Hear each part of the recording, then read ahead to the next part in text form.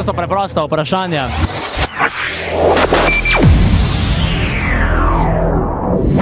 Ja, pred mikrofonom imamo tokrat Jako Cevca, sovoznika Aleksa Humarja.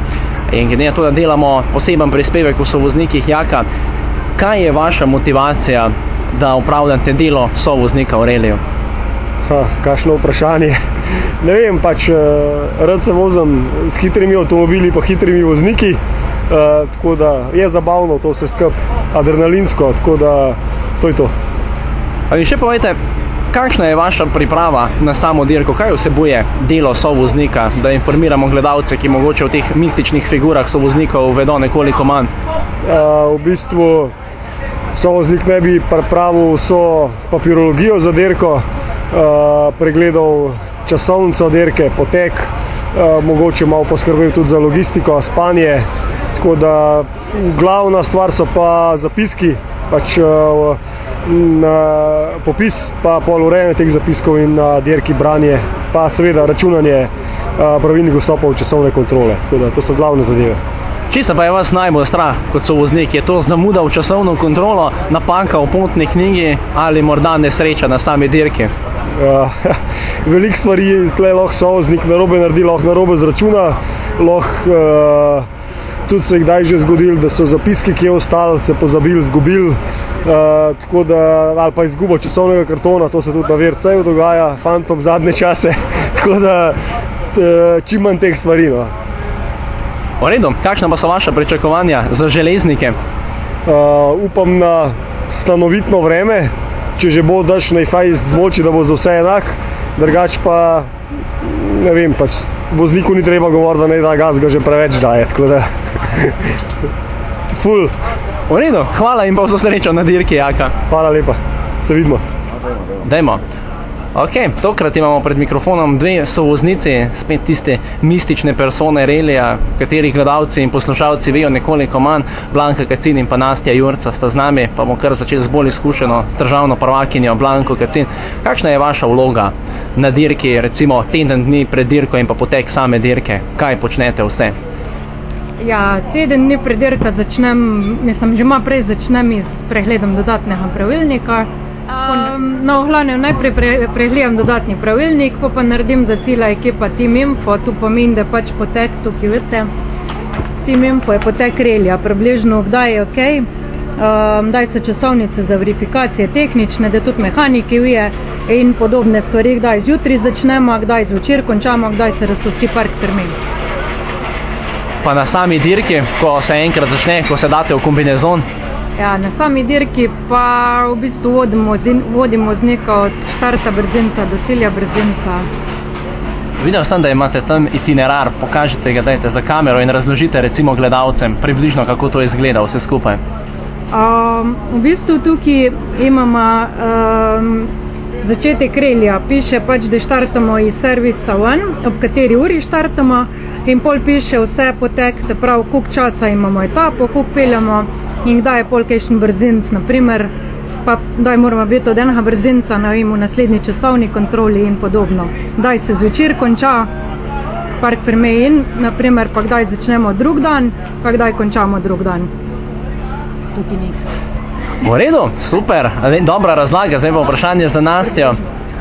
Vi ste nekoliko mlajša, tudi morda manj izkušena po kilometrini. Kaj vas žene kot sovoznico, da se usedete k vozniku in upravljate to delo, ki ga je že razložila Blanka?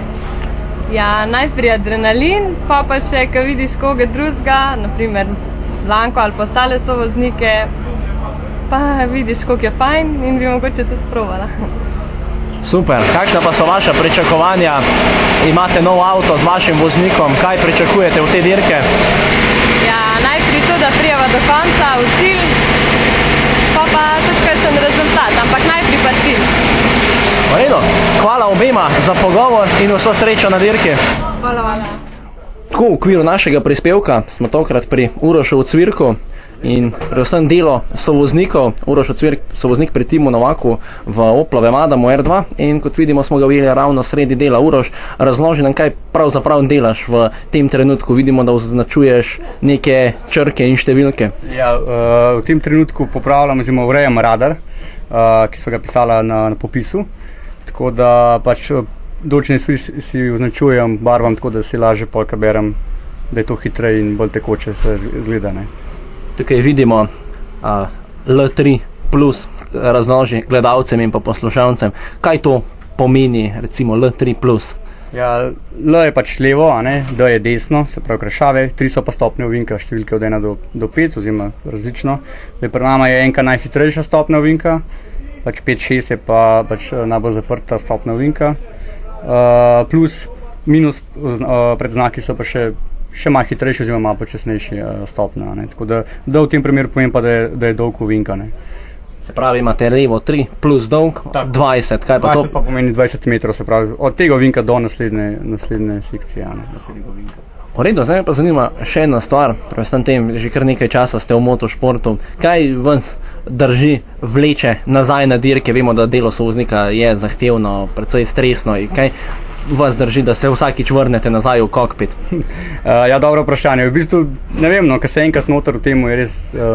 Pred dirko je zmetko malo živčnosti, da se malo vprašaš, a zakaj grem res nazaj, ampak ko se enkrat noter, ko se enkrat v ritmu dirkalniku, je res, pač unika smo v temu, pač res vemo, da je to pač pol živancija, no. Super, potem pa vso srečo pri urejanju zapiskov in pa danes in jutri na hitrostnih preizkušnjah skupaj s timom. Ja, hvala lepa. Zanimiva posadka z nami na razgovoru, Matjaž Mihevc in pa rokometni slovenski državni reprezentant Patrik Leban. Matjaž, bomo začeli pri vas. Eden od tistih, ki pašete v ožji krog favoritov za zmago v diviziji 1, se sami vidite v tem krogu? Niti ne, no. Sem že let pa pol ven iz forme, že dolg časa nisem sedela v dirkalniku, no. Tako da gremo bolj previdno na dirko, malo z rezervo, no, za vsak slučaj. Katera hitrostna preizkušnja je vaš skriti adut na tej dirki? Najbolj mi ustreza Davča, pa ta podlong mi je tudi kar všeč, no. Tako da ostali se bomo, mislim, jih bo vzela bolj z rezervo, no, tako bom rekel. V redu, potem pa pričakujemo jutranjo ofenzivo z vaše strani. Kako pa so vaši občutki v dirkalniku po vrnitvi? Kar v redu, malo se še loviva, ampak se bomo ujeli kar hiter, po mojem, no. Par kilometrov bo. Patrik, kakšen je za vas prehod iz rokometnih igrišč, profesionalnih vod v nekoliko manj profesionalne vode dirkanja? Pa jaz bom tako rekel, to je za naju dva ena sprostitev, oziroma za mene predvsem po naporni sezoni. Je to, eni grejo na morje, eni grejo v hribe, drugi grejo na reli, tako da mi dva sva se odločila za en tak adrenalinsko sprostitev. Tako da upam, da bova uživala. Kaj pa vas privlači v delu sovoznika, da se vračate v to vlogo vsako sezono? Pa niti ne kot sovoznik, ampak to je bil nek dogovor, ki si ga želiva izpolniti že kar nekaj let, da greva skupaj na dirko en zraven drugega. Glede na to, da mi je rekel, da je on se zraven mene ne bo usedel, sem pa jaz zraven njega. Super, pošten odgovor. Hvala lepa za pogovor in pa vso srečo danes in pa jutri na dirki. Hvala lepa. Hvala. Tukaj imamo pred mikrofonom Roka Gomezelja, sovoznika pri Denisu Mrevletu, dva, ki pašeta sigurno v ožji krog favoritov v diviziji 2 za stopničke. Najprej vprašanje, kaj pravzaprav je šlo v Velenju narobe? Odlična dirka do tiste hitrostne preizkušnje, ko ste izgubili ogromno časa. Ja, najprej lepo zdrav vsem skupaj. Ja, na tistemu brzinci, popoldansko bi rekli, je rahel preval z makadama na asfalt in zadek avtomobila rahel pozdvignilo in ni bilo več moč ujeti, ozka cesta in žal izlet iz ceste. Sva šla v drevo bočno, potem nekaj zada še avto ni užgal in potem se vemo, zguba časa in nismo mogli več nadoknaditi. In potem smo samo še zvozili do konca, kar je bilo naše moči in to je bilo to. Železniki hitrostne preizkušnje že poznate iz preteklih sezon, vam in vašemu vozniku, katera najbolj odgovarja oziroma katera je tista, na katero stavite največ? Ja, železniki so nam kar poznani, zdaj je to že naša tretja sezona, ko peljemo železnike. Ma tako bi rekel, nastavimo na kakšna Sorico ali pa Dražgo še, tista je naša najbolj pisana na kožo nam. Super, še zadnje vprašanje, dokam mislite, da v diviziji lahko posežete oziroma dokam boste posegli? Zdaj je še težko govoriti, upajmo na najvišja mesta, tam ciljamo na stopničke, kar bo pa bo, bomo videli čez dan in čez dirko, kako se bo odvijalo. V redu, hvala in vso srečo v boju za stopničke. Najlepša hvala, tudi vam, živijo. Rok Turk pa Denis Mrevle, oba, kot vidite, opremljena v podobnih majicah, isti sponzorji, iste gume, ista ekipa. gre za nek tim, učenec in njegov učitelj. Najprej bomo začeli pri učitelju Rok Turk. Kako opišete lahko dosedanji potek sezone? 2 zmagi verjetno bolje se ne da? Jaz mislim, da sezono smo super začeli, no, tukaj nimamo ok. Nekaj smo se z lanskih napak naučili, nekaj, kar je v tem športu mora biti prisotno, je tudi, bom rekel, malo sreče, da se vse zmeri reši. Jasno je pa tudi trdo delo čez zimo, pa zdaj čez sezono cele ekipe, pa vseh, ki smo v to upleteni, obrodilo neke sadove. Nekak stvari ne bomo spremenili naprej, ker kaže, da gre v pravo smer. Je pa tako, da v avtošportu se hitro stvari obrnejo, tako da sigurno nas čaka kakšno prijetno presenečenje še čez sezono, pa bo treba to še kaj nadgraditi. V redu, gremo pa k Denisu. Vprašanje, koliko ste se v letošnji življenjski sezoni naučili od Roka? Ojej, se ne da povedati koliko. Ne, res, pač začeli smo kot popolni začetniki s tem R2 razredom in že lanski nasveti, izkušnje lani so dosti pripomogli z lanskim časom, letos ne samo še nadgradujemo in s trdim delom pred dirko, med dirko in po dirki, tako da se res pozna. Do kam mislite, da lahko posežete v drugi diviziji na reliju Železniki? Dirko že dobro poznate? Ja, tu dirko je bila v bistvu lani prva, ki smo jo odpeljali s tem avtom, tako da do cilja, no, tako da ciljamo na stopničke. Cilj so stopničke, vemo, da smo ti zmožni, v Velenju se nam pač malo nesrečno pošlo vse skupaj, ampak smo zmožni komu stopničke.